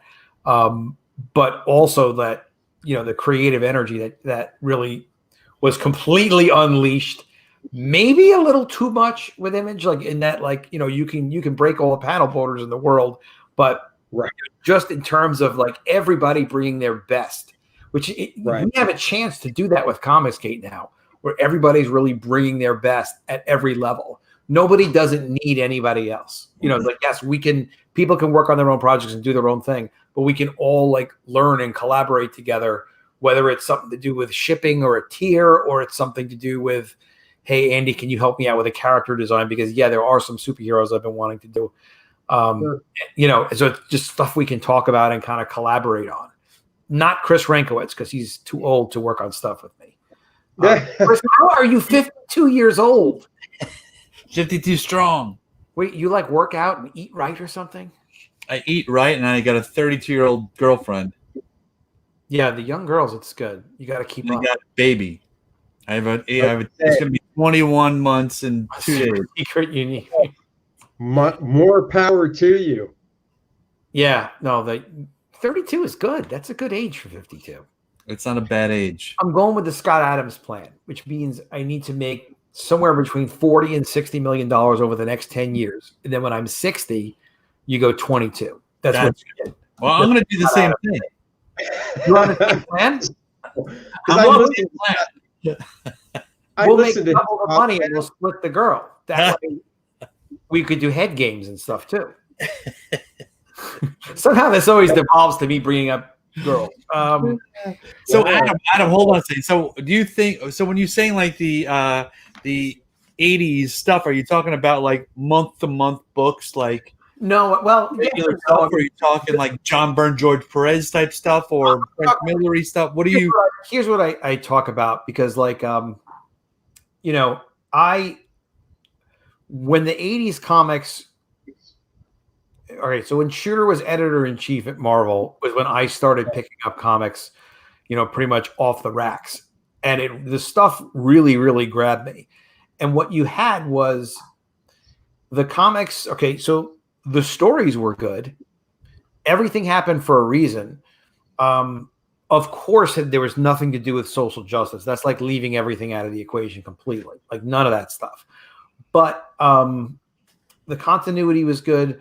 The creative teams stayed on the projects, usually for a couple of years. Because, you know, once a creative team shifts off a project, even if the new creative team is good, there's an adjustment. You know, it's not the same experience. And there was such a focus on, even though like the printing wasn't fantastic, there was such an incredible focus. I'm talking about like the newsprint books on the consumer experience of reading the comics. You know, the editorial page, you know, that they would have, the Marvel Age sister publication that they did, which is one of the reasons why I wanted to hire Fred Hembeck when we did spoof comics, because he like just did the ultimate spoofs, but they were all in Marvel Age. But that feeling of like there's a contained world, you could buy all the comics. You could invest in the characters and they wouldn't fuck you around. You know, like they really took seriously considerations of like, all right, here's what we're going to do. We're going to change Spider-Man's costume. Oh my God, you're going to change his costume. Like they wouldn't just like create 6 new Spider-Mans and then retcon stuff. Like they really treated, because the thing is, when we create stories, when we're creating comics and people invest themselves in our story, I'm not talking about, you know, financial investment. Like, yes, they do. They relate to the character. They care about that character. Yeah. So part of themselves is, you know, what we're putting into that character. There's a really like a trust factor there. So, you know, or when you're giving, you know, your child a Spider-Man toy, you're expecting that Spider-Man is not going to represent God knows what. You know, Marvel decides to come up with it next. But there was such a reverence for what came before, such a respect for what came before, whether it was like last month or it was 30 or 40 years ago. There was tremendous consideration for the stories and the content and the characters. There was also a Marvel style that could include John Byrne and Frank Miller. But it was still within a Marvel context. It was an aesthetic, and the aesthetic wasn't just like with Image. There was a lot of over the top stuff and a very high energy, and people had, you know, their own unique styles. And Image, because I think a lot of the coloring and because it was all high energy, they didn't have a company aesthetic like with Marvel. The storytelling followed a certain pattern, even though you had different writers. They were all kind of written within certain limitations. And like within those constraints, every time you bought a Marvel book, it really was a Marvel book. And that's something that's directed by the editorial. That's what the editor is supposed to do when it's a competent editor. That's what the editor-in-chief is actually doing, is setting a tone and letting, you know, Jim Salicrup know how far people could go with Dark Phoenix, or that Dark Phoenix had to die. I forgot what the story is. But meaning like whoever decided that, I think it was Shooter that said that she had to die when she did, you know, whatever crimes that she did. And when they decide to kill a character and the character dies, like they should be dead for at least 10 years. So you're right. So it's that sort of consideration for the aesthetic of what it is to buy, a comic from your universe. We could never do that in CG because we're all so diverse and everybody produces their own, different products at different budgets with different creative teams on a different schedule. And all of that's fine. And obviously it's more than fine. It's fantastic. But there is something to being able to, like we were talking about with the studio before, being able to create a collective energy, a collective aesthetic where we can have genius work. Like Frank Miller's Daredevil, there's a panel where Stick says that Daredevil, when he's bringing Elektra back from the dead, it's just a matter of moving energy around. That is just so iconic for me. I just freaking love it so much. And it just kind of stays with me. And it's actually, it maintains its impact of being kind of inspirational to me, because I kind of think about, in terms of problem solving or in terms of coming up with new ideas or rearranging things in life that have to be rearranged. It stays with me in the back of my mind of like, well, it is just a matter of moving energy around, because universally we are all energy. All things are energy. Or the panel with I should just go ahead and marry Frank Miller or something.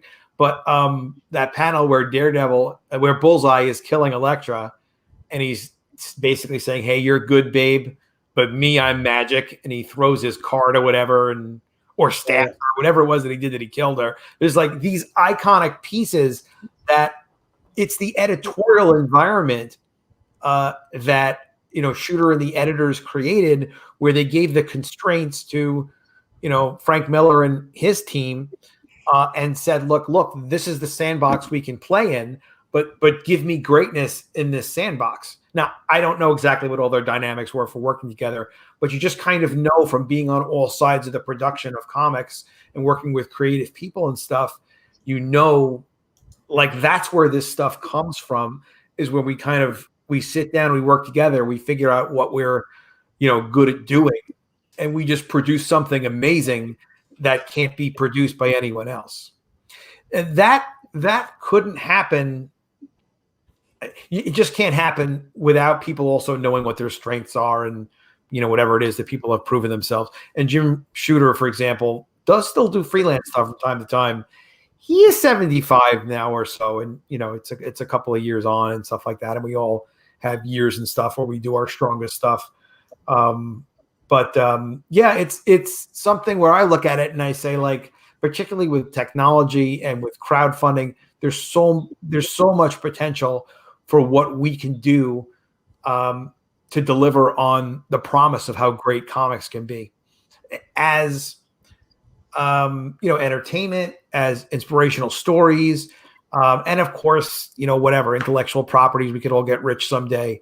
But it's the stuff that we were really passionate about when we were reading them that got us stuck in this industry. Right.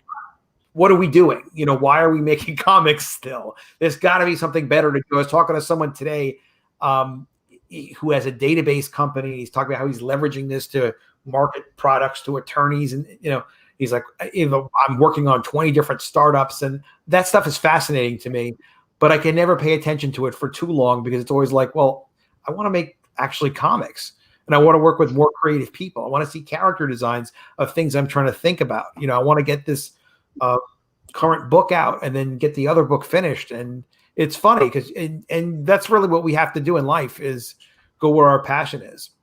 But yeah, the editorial discipline and the storytelling aspect is, it may never come back to comics again. Now, should it be monthly comics? Not necessarily. Just that the stories, things are planned out and done on a certain schedule that the customers expect. And that, one of the things I'm thinking about now is planning multiple projects that are interrelated, and that, the story can build from one story to another story to another story. But it doesn't happen without planning. Obviously, it's not right. something it's not something you can just kind of wing it and then like, oh, we'll just put this character in a panel. Zero to the Press said the main thing people want to see is how you like doing the comic. Yeah, I'll bet. Because it is, man, it is a thrill. Right, guys? I mean, to be working on comics projects. Oh yeah. Oh yeah. I mean, it's a crack up. I mean, that we can actually do this stuff and get paid and pay for shit that allows us to live our lives. I mean, I've I knock on wood every day, and I you get pissed and stuff, but I went from comic books. I started working in comic books, then I made video games, and then I went into done two TV shows and films and pitched my own stuff, and now I'm coming back and having things kind of fall out of my hands after I pitched them and sold them to Hollywood, where they go off and they do other things that I was not in control of. It's crazy that I went all the way to San Francisco and Los Angeles to come back to New York to go, all right, well, for me to grow my IPs, I really shouldn't be selling them anymore. I need to actually make them into some printed thing that nobody can take. Yeah, you control all of it yourself. And somehow you wind up back working at least adjacently with me again. Which is bananas. It is bananas. What was it, 30 years, 25 years, whatever that was? It's like, it'll almost be 30 years. It's 30 years ago this year. It'll be, 30 years ago. Wow. So we'll do a 30-year reunion stream. Do you think it's possible to have Comicsgate do a kind of a one massive crossover event? Crossover event, 100%. I mean, there's I don't know if you know 6 a.m. Comics. I don't know if you've seen him yet, Andy. Yeah. But he does these he's doing a cartoony mural, which actually looks like the Marvel Universe mural, just even busier than that with everybody's character in there. And he's just really doing it for fun. But we could do a crossover, and obviously especially after this year when more and more characters come out. We have a Superman character called Ultra Star, we being Comicsgate, but it's Patrick Parnell's project. And Kenneth Rocafort, who did Superman for DC, did the cover. And it really does look like we just won up DC on that one. And he's doing that as a one-shot. I think he's got some other characters he's going to do too. But anyway, sure. I mean, it's just a matter of us, being friendly and talking and coming up with ideas. I think there's going to be more projects like that. I think people are pretty open to that as long as they have a relationship with each other. But can we do Secret Wars? Where it's a storyline where the characters serve different purposes. And I think that Mike Miller did something with Graveyard Shift with John Malin's character, where they did a one shot, and I don't think he got John's permission to do it, but I don't think John was involved in the story so much. I think it was just Mike just kind of did his own thing, and John was just very cool about that. I think there's the Assassin guy. I mean, the U.S. Assassin has a Graveyard Shift character in the next book coming out. Yeah, Mark Polton. Mark Polton, yeah. Yeah. And that should be a lot of fun. That was fun. Yeah, he's such a good guy, Mark Polton. He's very cool. And I think Joe fan is good people. So yeah, I think the potential for us is unlimited. I think that, and this is something Ethan has said, early on, is like, look, what Ethan's plan was to promote Cyberfrog, to offer entertainment on the YouTube shows and access to the creative process, which of course he does, but to also connect with a few friends. And, while we're all promoting our projects, if we can be entertaining and live stream together, it adds more value to the customer. And also it helps to maintain people's interests because they're interested in Comicsgate. So Comicsgate is like, so as, people you don't even know, that you haven't met yet, you're starting to get more friendly with and whatever. They've been helping to keep this Comicsgate thing going by each people doing their own projects and live streaming. And some people bring in more people than others, and more people have more followers than others, and bigger campaigns and smaller campaigns. But it's all people who love comics and who like the idea of just focusing on, we're producing the comics that we want to produce, and we're not producing them to try to further any social agendas or anything like that. Right. So yeah, but the regular live streaming is such a huge help, and it's something that also allows us to differentiate ourselves from Kickstarter projects or from other people. Like I've mentioned this a couple of times on streams, and I don't mean this to be disparaging in any way, but I was on a stream with Billy Tucci and Graham Nolan. Graham Nolan's such a great guy. I love that he's in Comicsgate. And Peter Simeti and Jimmy Palmiotti. And we were on the stream and we were all kind of talking, whatever. And Jimmy Palmiotti's been doing Kickstarters for at least 10 years. Yeah. But just from some of our conversation as a group of what Jimmy was talking about, it's kind of clear that Jimmy, he knows what he knows, but he doesn't really collaborate with other crowdfunding guys. Like they don't have these kinds of streams and like help each other. Like he helps people. I know he's given people advice and they've had success on campaign. But what I mean, like that we're all kind of doing this together. He's not doing regular live streams. I haven't seen him doing it. So you wind up out of touch that way. And like I was talking with Andy about doing add-ons and encouraging him with add-ons. And, here I am looking after him. He sold out of a very popular tier. We're trying to build his campaign up. We got to have people being able to buy stuff on his tiers. But no one's watching out for Jimmy like that. Not because he's not a great guy or whatever. It's just like he just doesn't have those relationships. And also like even people in the chat, they're watching out for us and they're sharing our links on other streams. You see people do on streams like, why is someone sharing? Like, probably should have shared Narwhal's thing tonight, but people do that. You got on a stream and you see like, wow, this guy's like from my chat is out somewhere helping and sharing on other streams. And that's where some of those sales came from. And then you have the occasional scoop up by like Ethan that's like, hey, wait a minute, we need to get some numbers on this project. And, he gets it done because he's got such a huge platform that he's built by working so hard at this and really putting his neck out early on. But Malin is great. Frege is great. Shane Davis is great. I really recommend, I don't know how much streaming Shane is doing these days. He doesn't do a live stream every day from what I know, but he drops new content every day. He's been making videos, but it's a great, I guess my 2 cents is it's a great stream to get on if you can. Yeah. He is so cool to me too. He was helped with mermaids, and he was also just like, making jokes, like making it interesting and stuff. And I'm just so impressed with Comicsgate. And I don't know how you guys have been noticing, like, when is the shoe going to drop? Does it feel like, don't these guys want something from me? Or like, why are these guys trying to help me? Or, it's a little weird because it's sort of like when you go to a nice small town and everyone's just smiling at you and be like, hey, how are you today? Like, right. Fine. Like, why are you saying hi to me? Like, well, because we're actually all cool here and we want people successful, in what we're doing. Right.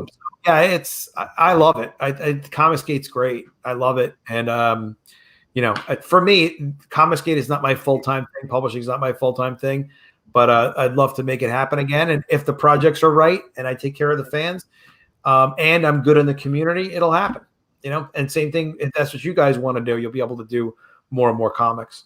Well, this has turned out to be 1/10. Was that Andy? You said that? Yeah, so that's the hope. Yeah. Look at the level that you're working at. You're working at a very high level.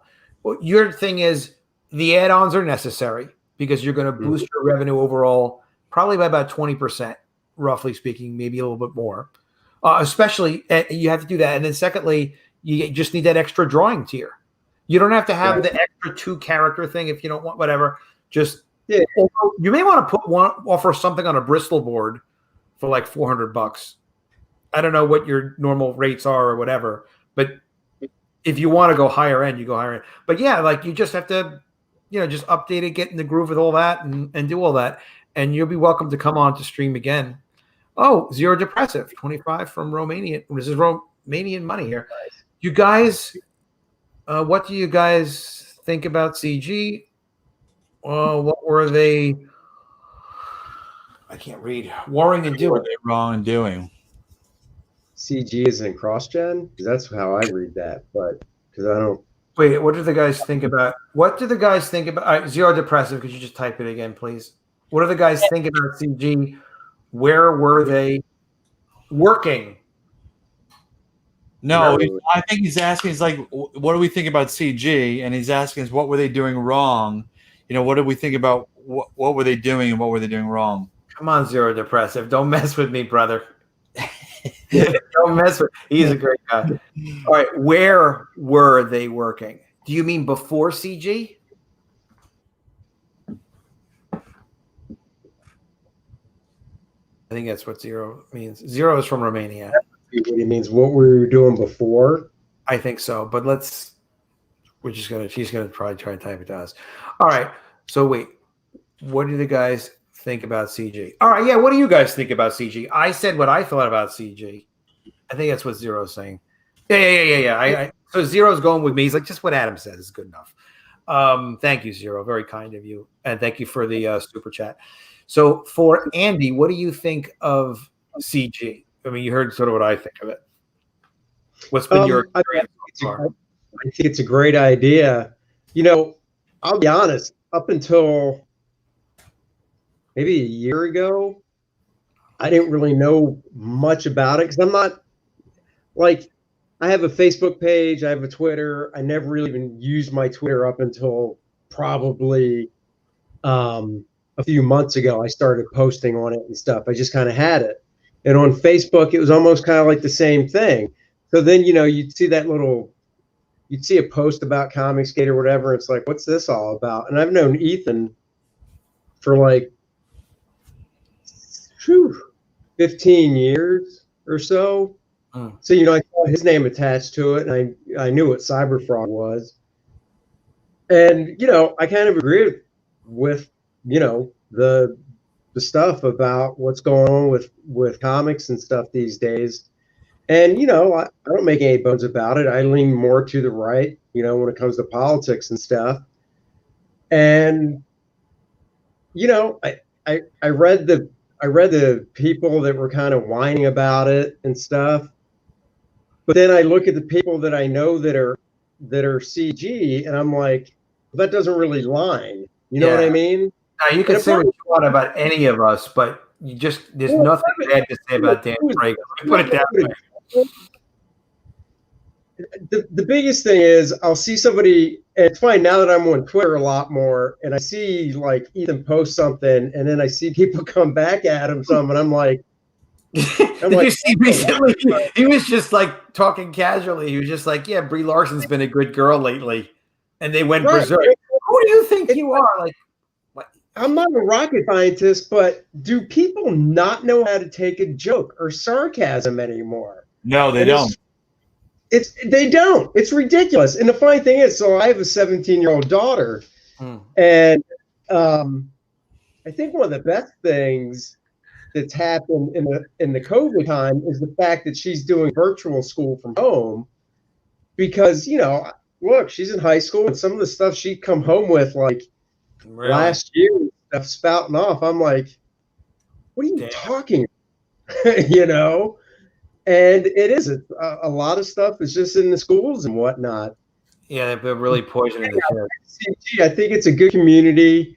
I kind of look at it in terms of project-wise and the amount of projects going out, kind of like a European model. And what I mean by that is, you know, you got creators over there that are putting out albums that are 48 to 64 pages or maybe a little more. They're only doing it once a year because they're doing everything. Yeah. And the funny thing is, with the way the mainstream comics are these days, I mean, they come out monthly and stuff, but DC's cutting their line back, and you know, it's almost like making that slow shift over and retraining to the model of going, yeah, you're back in this, and you're going to get it, and you know the quality is going to be there, and then while you want to see the second one, say a First Man, it might take a year after this one. But in that meantime, you can look at Chris's project or something you're doing, you know, to kind of fill that gap. You know, in the beginning of Comicsgate, when it was just a few people, it was like, oh, well, I got this, I got this, I got this, and you kind of wait. But now with the group that there is and the building of it, there's not wait. You can get a monthly fix. It's just not the same thing. Yeah, different books, right. And much more towards the albums. And Ethan says that he thinks the right format, for comics now is a 48-page or 64-page single graphic novel, promote it like an event, and do it like once a year, maybe twice a year. And I mean, obviously, it all depends on the creative teams and the resources and who's involved or whatever. But he's got a real point. And really, periodicals, comics were magazines. They were supposed to be something that was on a newsstand, and then became a destroyed, useless newspaper type item or old magazine after 30 days, and it gets thrown away, and that's it. But now it's a whole different world. Now, like, why would we produce periodical comic books? I mean, there's a reason to want to update people on a story and give it to them once a month, if that's where the distribution is at, and people are going into the comic stores on a regular basis. But they're really not. It doesn't exist. Although, I mean, it'd be great to be able to get a low price point. And of course, Peter Simeti is the champion of that. But at the same time, it's because the creators that are working on alternative books do it on a percentage basis, and Peter's like takes a percentage for putting it all together. But to make all the numbers work, it's not. I mean, the numbers may not be there, in terms of a budget or whatnot. People have to be able to afford to work on the books and all that. So yeah, it is. It's interesting. It's really great to have you guys as talents involved with CG, because the more high energy talents that we have, and also personalities, people just getting to know you on more and more of the streams. And really, you get in on a couple of small streams, you go from stream to stream, you do some of your own streaming, you meet some more people. When you get used to doing streams, a lot of people will want to invite you on. I wanted to start doing streams again because I realized, like, I really enjoy it. I like talking to the other creators. I like being able to see people out there. It also helps promote whatever projects I'm currently doing. And then other people invite you to be on streams, and then there are like little Twitter DM groups and things like that. I'll invite you, Andy, into one of my groups. I think, Chris, you're in that group too. And this way it helps when we can promote and help share your tweets and things like that. And everybody helps each other anyway, which is great. Yeah. What do you think, Chris? Let's get your zero depressive take, and then we can get some rest. Wow, so I'm fun tonight. Great hanging out with you guys. Chris, what's your CG take? You're digging it? I don't agree with some of the things of the takes of why Marvel and DC are the way they are, but I just see it's a bunch of artists that want to put out some cool books, and everybody's got a different personality, and I see nothing wrong with that. I think that the people that are against CG are they're focusing in on one or two things that a couple people said, and they want to keep on spinning it and holding on to it, and they're not looking at it as a throwaway comment that it was on a live stream or some goofy thing that was made to poke fun or throw a little jab around. They get so hung up nowadays on the stupidest little things because they want to, and they can grab it and then hold it out there and go, look what you did, you did this, look what you did. I mean, come on, it's like get over it. If people were not producing the books and the books weren't good and they weren't selling, then all that gibberish sounds like maybe it actually could potentially mean something. But they're on these live streams having a good time. I don't see the harm in it. If you ever watch like a David Letterman, a bunch of shows back in the 90s, he said stuff that was so out of control, and before he went into like the 11:30 spot, that he'd be strung up nowadays. Even with a Johnny Carson would get strung up nowadays. And it's like, what? That was a harm? I mean, and I really don't understand how you have to kind of like that whole notion of demonizing the past to make the present seem better is so ridiculous. So I don't know. I think that you know, that all of the reasons why people didn't like CG or had problems with it from 2 years ago, I think are ridiculous now. You know, I just think it's really stupid. I just think again, particularly with the mainstream is collapsing in on itself. Yeah, I don't. But see, I don't agree. I don't think the mainstream is exactly the way that some CG buzz is. I don't think a bunch of people sat in a room and said like, okay, how can we make all these characters gay or homosexual or whatever? It was a bunch of people, editorial, sitting in a room going, I believe, saying like, we need new readers. We need to expand our readership. Who do we go to? Well, we don't tap into women. We don't tap into these. We don't tap into those. And that's fine to go ahead and do and like kind of outreach and get the characters. But you don't have to do it with the characters that we all know and love. Create a new character. That's great. Go ahead and make that new Miss Marvel with the arms that bend around and have her own book. And if that book does well, awesome. But don't she can branch over into Captain America and Spider-Man, but I don't know why Miles Morales has to be called Spider-Man. And I get that we have a Spider-Verse, and that's really cool. You know, this alternate universe with there's multiple Spider-Mans. Very sweet. I like Miles Morales. He should be called something else. It's like Superman and Superboy. I'm not saying he should be called Spider-Boy, but he should have another name. Spider-Gwen is Spider-Gwen. She's her own thing. It's like it's just frustrating to see that they have to put it into the same thing. And they've done it with Star Wars. I mean, it's ridiculous that, you know, how Star Wars ended up going.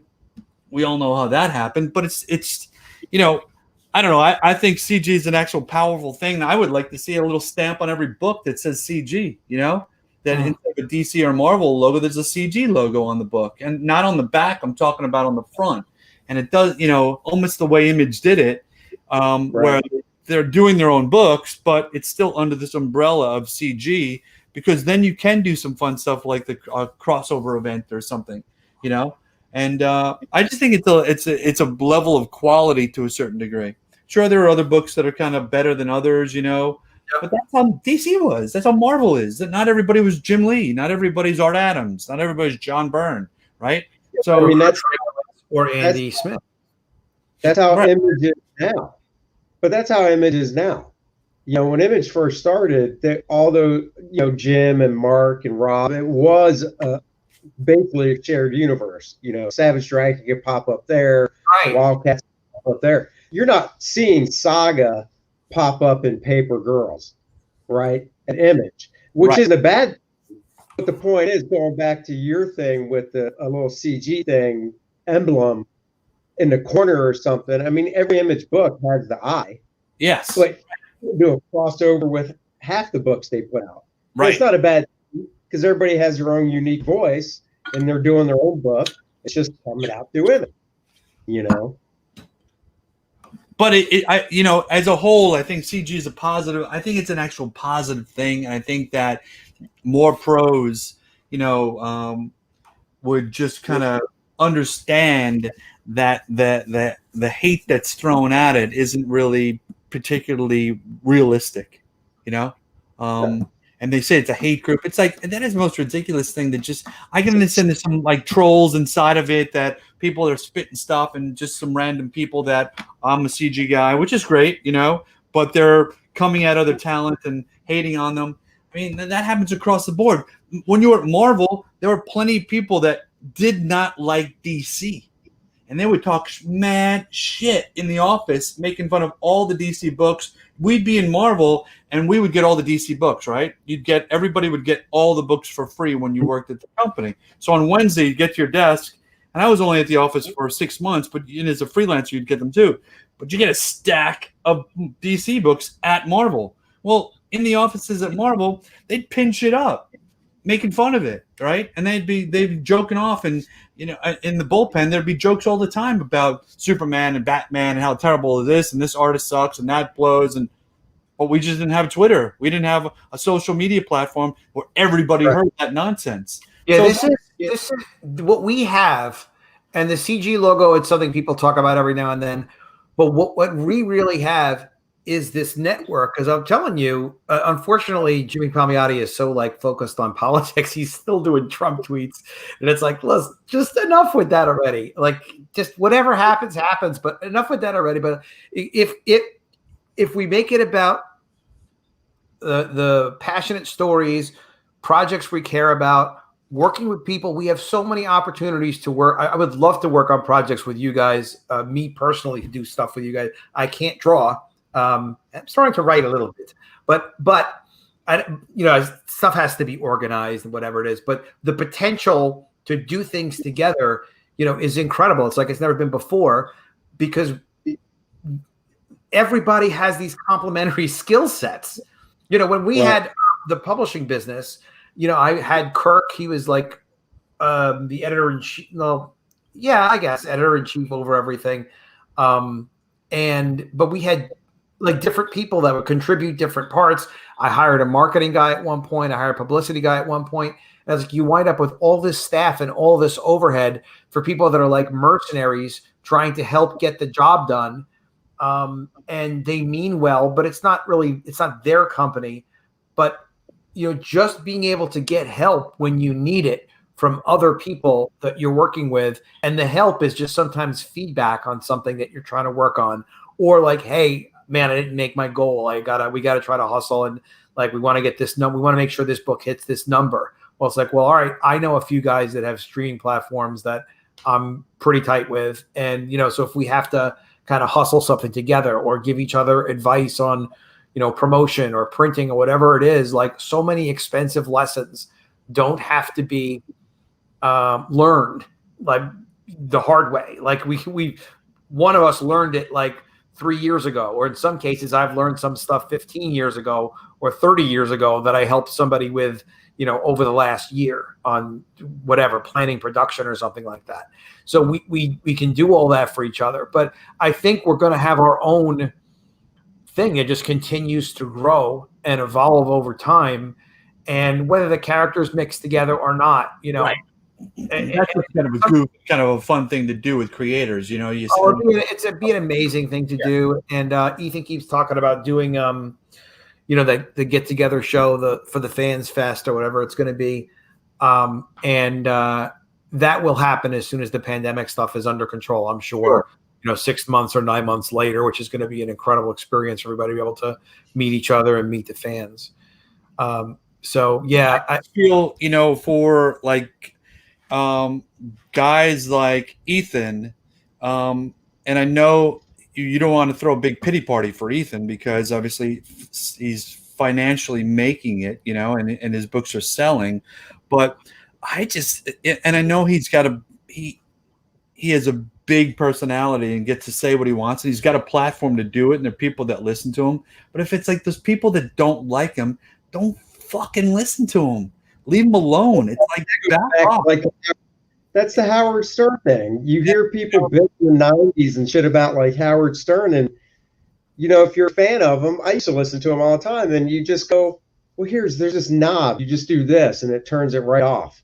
And I know, it's like, and I understand they don't like his opinions on certain things, but there's a lot of truth in the things that he's saying, because it's, mass media and giant corporations are screwing over things because their bottom line is they want to sell stuff.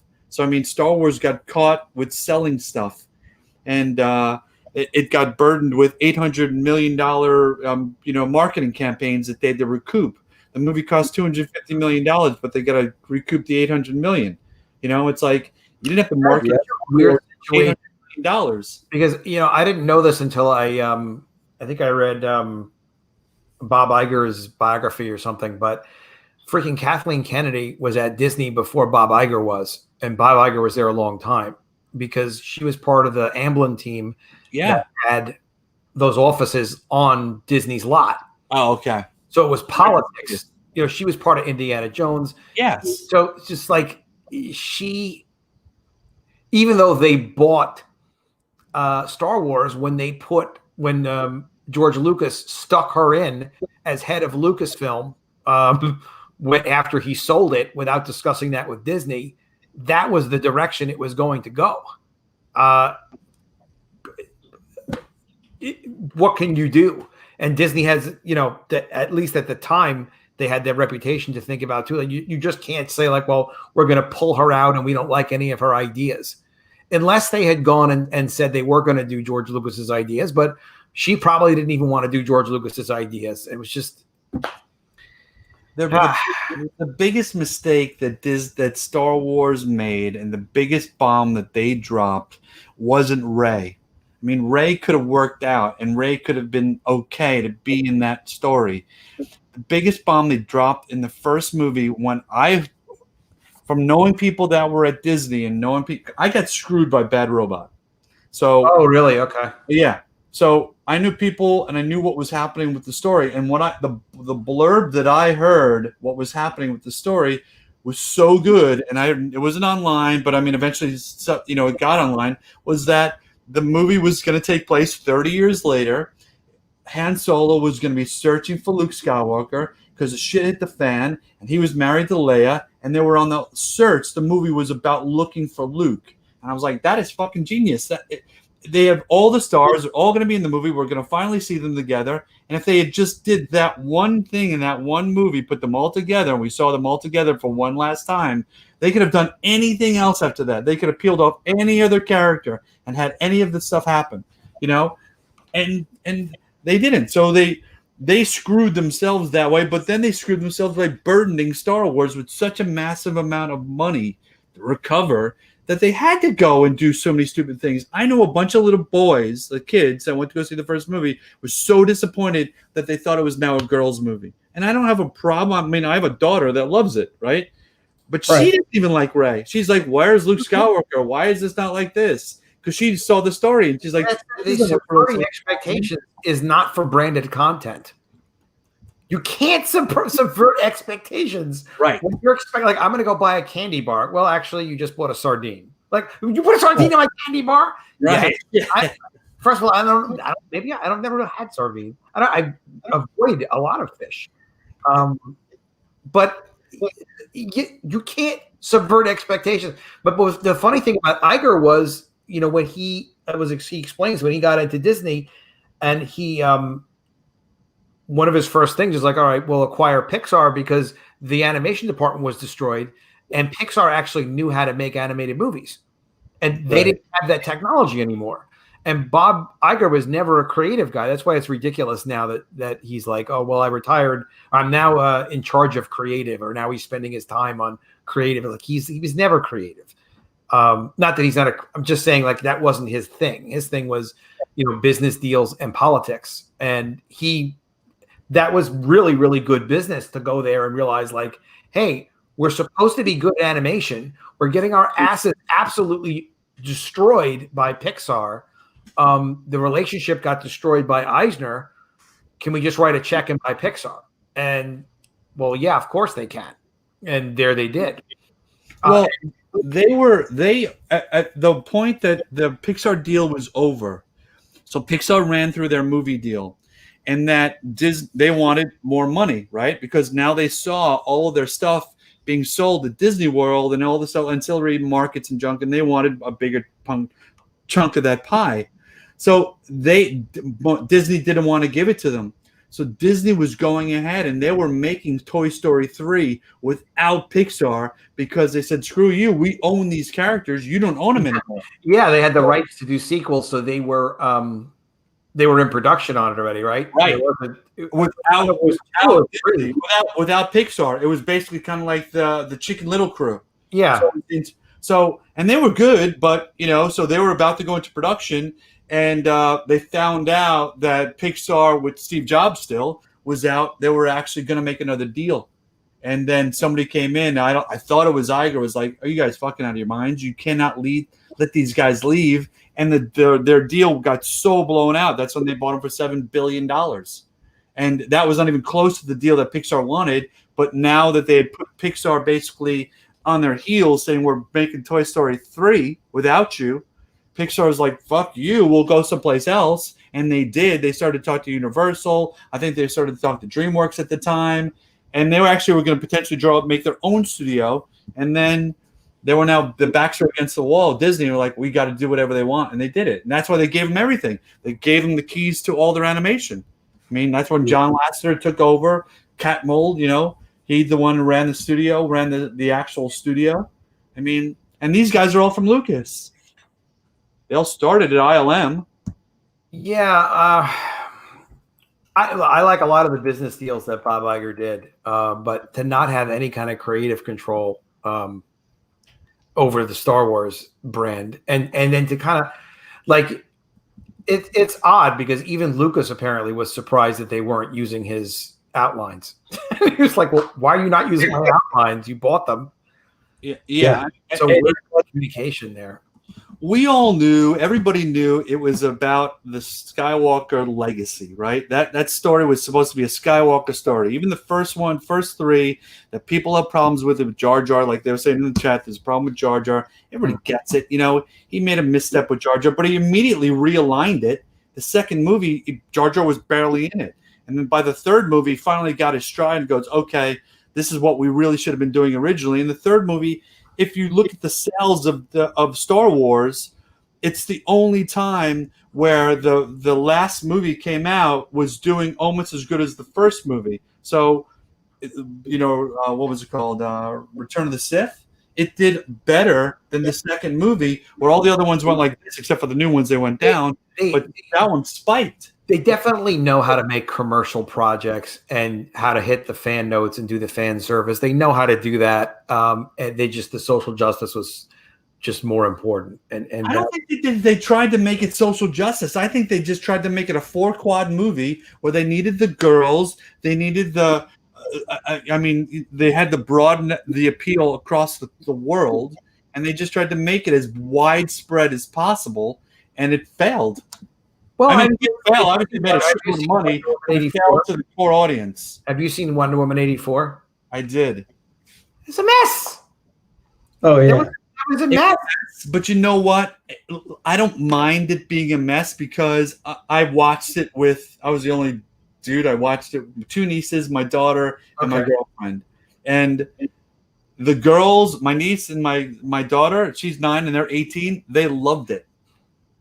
And oh my God. You know, it's like, look, they can have a superhero. It's a female superhero. It's Wonder Woman. It doesn't have to be the first Wonder Woman was. They even changed her theme. It used to be out there, that really hard. Oh, yeah.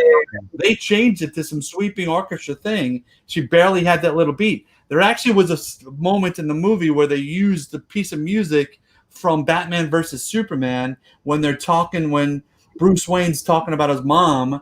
They use this whole story, this audio arc from that movie. If you watch it, you can hear it.